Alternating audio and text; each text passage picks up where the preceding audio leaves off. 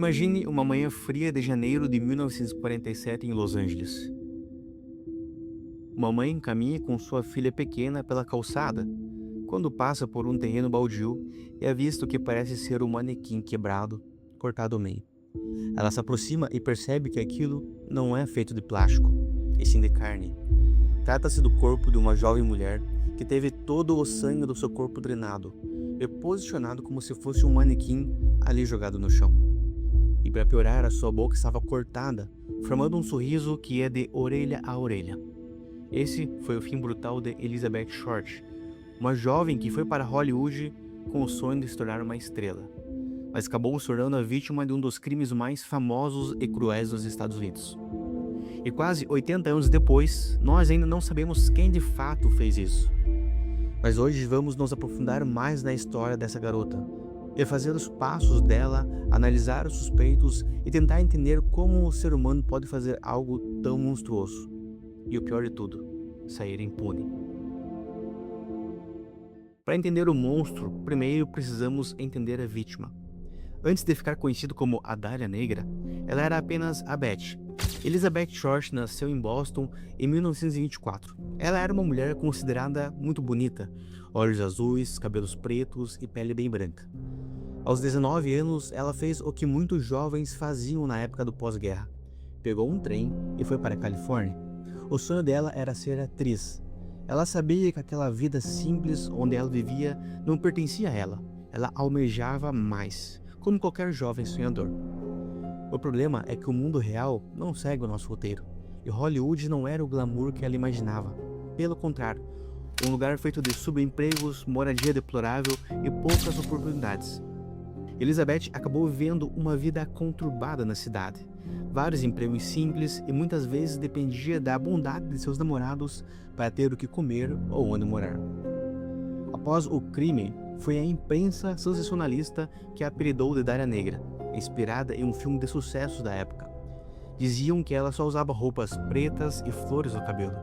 Criaram a imagem de uma mulher misteriosa, uma atriz de Hollywood, que estava longe da realidade de uma jovem lutando para sobreviver naquele universo oportunista.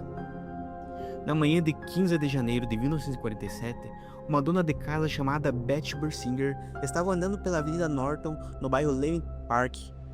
Ali existia um terreno baldio que estava sendo cogitado para uma nova construção, e é ali que ela fez a descoberta que chocaria a cidade. A cena encontrada foi a seguinte: o corpo de Elizabeth estava nu. Ele foi cortado ao meio entre a segunda e a terceira vértebra lombar, com precisão cirúrgica. Esta é uma técnica conhecida na medicina como corporectomia, e não havia uma gota de sangue no local, ou no corpo, indicando que ela foi morta em outro local. Seus braços estavam erguidos acima da cabeça e suas pernas abertas. Havia sinais de tortura, vários cortes e lacerações, queimaduras de cigarro. Ela teve partes dos seios e coxas arrancadas, e talvez o detalhe mais sádico, o sorriso de Glasgow, corte profundo que ia do canto da boca até a orelha, igual ao sorriso do Coringa. Acredita-se que ela tenha sido morta entre 10 a 12 horas antes do seu corpo ser encontrado.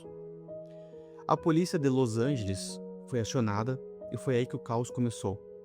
Curiosos e jornalistas estavam no local e contaminaram a cena do crime antes que as evidências pudessem ser preservadas. Em uma cena de crime, normalmente quem tem o controle de tudo são os investigadores. Pelo menos é assim que deve ser. Mas nesse caso, a imprensa é quem tinha as informações. Os jornais de Los Angeles travaram uma guerra por manchetes. Eles não queriam apenas noticiar o crime, eles queriam transformar aquilo em mídia. Olha o nível de absurdo. O jornal Los Angeles Herald Express chegou a enganar a mãe de Elizabeth. Ligaram para ela em Boston antes dos policiais, dizendo que a Elizabeth tinha ganhado um concurso de beleza. Tudo para conseguir mais informações sobre a vida dela. E animada, a mãe contou sobre a sua filha. Então, no fim da ligação, eles finalmente revelaram a verdade. Que na verdade Elizabeth tinha sido assassinada brutalmente. Em troca de exclusividade, os jornais ajudavam a polícia. O FBI identificou Elizabeth pelas impressões digitais. As digitais delas estavam no banco de dados do FBI por dois motivos.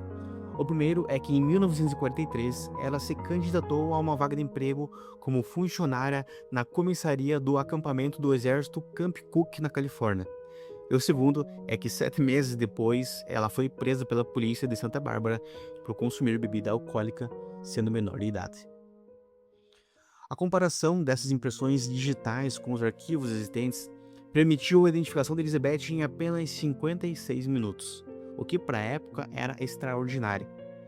A partir da identificação, cada passo da investigação virava uma manchete. Milhares de dicas e informações falsas inundaram a polícia. Muitas delas vindo de pessoas em busca de fama repentina. Para vocês terem ideia, mais de 59 pessoas confessaram o crime falsamente. Olha que absurdo. Até que no dia 24 de janeiro, o próprio assassino decidiu entrar no jogo.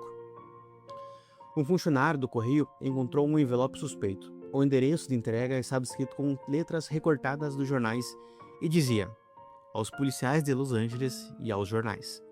Dentro do envelope estava a certidão de nascimento da Elizabeth, cartões, fotografias e uma caderneta de endereço com o nome de Mark Hansen na capa. O envelope cheirava a gasolina, indicando que quem fez aquilo provavelmente tenha lavado o pacote para remover as impressões digitais. Outras cartas chegaram.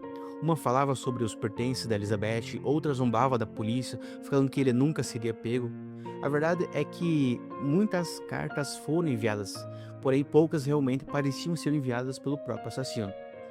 A polícia então entendeu que não estava lidando apenas com um criminoso, mas sim com um sádico que adorava a atenção. A investigação desse caso foi a maior da história da Califórnia até aquele momento. Mais de 150 homens foram investigados oficialmente, fora os não oficiais. E de todos eles, existiram 3 suspeitos que chamaram mais a atenção da polícia. O primeiro era Robert Red Manley. Ele foi provavelmente o último homem conhecido que Elizabeth se relacionou. Red, como era conhecido devido ao seu cabelo ruivo, era um viajante casado que teve um breve relacionamento extraconjugal com a Beth. No dia 9 de janeiro, ele deu carona para ela de San Diego até Los Angeles e a deixou no Hotel Baltimore. Essa foi a última vez que ela foi vista com vida. Red foi preso e de início ele parecia o suspeito perfeito. Porém, ele passou no teste do polígrafo, que cai entre nós, isso não quer dizer muita coisa. Porém, ele também tinha um álibi muito forte para os dias do assassinato. Então, ele foi liberado. Porém, a mídia caiu em cima dele e transformou a vida dele num inferno. O segundo suspeito era o Mark Hansen. Ele era proprietário do clube noturno Florentine Gardens, e era o nome dele que estava na caderneta de endereço que foi enviada pelo assassino. Ele era um homem poderoso, com conexões com o crime organizado e também com a polícia de Los Angeles. Elizabeth tinha morado em sua casa durante um tempo. A teoria era que Mark estivesse apaixonado pela Elizabeth, porém ela tinha o rejeitado. Então ele teria contratado alguém ou ele mesmo foi lá e cometeu o crime por vingança. Mark Hens foi investigado exaustivamente, mas nunca houve provas concretas contra ele que pudesse afirmar que ele era de fato o assassino. E o terceiro suspeito, que na minha opinião tem tudo para ser ele, é o Dr. George Odell. Ele era um médico considerado brilhante e rico, atendia a elite de Hollywood e era conhecido por realizar abortos ilegais. O seu filho era um ex-detetive da polícia de Los Angeles e ele abriu uma investigação contra o próprio pai e alegou com toda a afirmação que ele era o assassino da Elizabeth. Por ser médico, Odell tinha conhecimento técnico para fazer uma corporectomia, que seria dividir a pessoa ao meio, e também para retirar todo o sangue da pessoa. Odell também era conhecido por abusar de mulheres. A sua própria filha o denunciou dizendo ter sido abusada por ele e, como consequência, ter engravidado.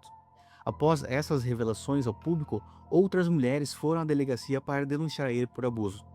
A polícia fez uma investigação completa, até grampearam o apartamento dele e em uma das conversas eles escutaram o seguinte: supondo que eu tenha matado a Dália Negra. Eles não podem provar agora. Não podem mais falar com a minha secretária, porque ela está morta. Eles suspeitaram de algo, enfim, talvez tenha descoberto. Matei-a? Talvez eu tenha matado a minha secretária. Essa secretária que ele cita na conversa trabalhava para ele, e as suspeitas são de que ela soube que o Odell era o assassino e por isso ela foi morta. Porém, nos registros, a morte dela consta como suicídio. Estranho, né? Logo após o início das investigações, o Dr. Odell fugiu para as Filipinas, onde passou grande parte da sua vida. Em Los Angeles, ele tinha uma mansão onde era conhecida por ser palco de grandes festas, e tudo indicava que essa mansão era o local real onde a Elizabeth tenha sido morta. Anos depois, foi confirmado que o Odell teve um envolvimento amoroso com a Elizabeth. Ou seja, existem muitas evidências que apontam na direção do Odell, porém nunca conseguiram realmente confirmar se ele ou não. Quem afirmava isso era o seu filho, o ex-detetive. Porém, ele acabou lançando um livro futuramente, dizendo que acreditava que o seu pai também poderia ter sido o serial killer do Zodíaco, o que fez com que ele perdesse credibilidade com as suas teorias. Mas por que com tanta atenção, com tantos suspeitos e até cartas do assassino, o caso não foi resolvido? Aqui talvez um dos grandes agravantes foi o próprio sistema. O departamento da polícia de Los Angeles, nos anos 40, era corrupta e ineficiente e estava mais preocupada em abafar os escândalos de Hollywood do que em resolver crimes envolvendo uma garçonete. A contaminação da cena do crime foi fatal, e as tecnologias forenses da época não tinham DNA, eram muito limitadas. Se não houvesse uma testemunha ou uma confissão real, era quase impossível prender alguém como o George Odell ou Mark Hensel, que tinham dinheiro e conexões. Elizabeth Short se tornou apenas mais uma manchete na capa do jornal. Infelizmente, o assassino acabou vencendo o sistema. Mas a história não termina aqui em 1947.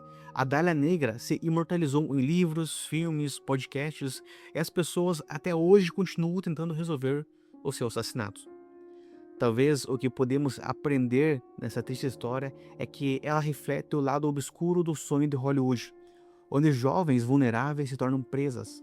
Ela reflete a perversidade da imprensa que transformou a tragédia humana em um espetáculo. E reflete a nossa própria obsessão pelo mistério, de tentar resolver algo que não tem resolução. Elizabeth não conseguiu a fama que queria em vida. Em vez disso, ela ganhou uma imortalidade macabra. E você, qual teoria acredita? Dr. Odell, a vingança de Mark Hensel ou um assassino desconhecido? Deixa aqui nos comentários a sua opinião porque eu quero saber. E se você gostou da história, não deixe de curtir o vídeo e se inscrever no canal. Um grande abraço e até a próxima.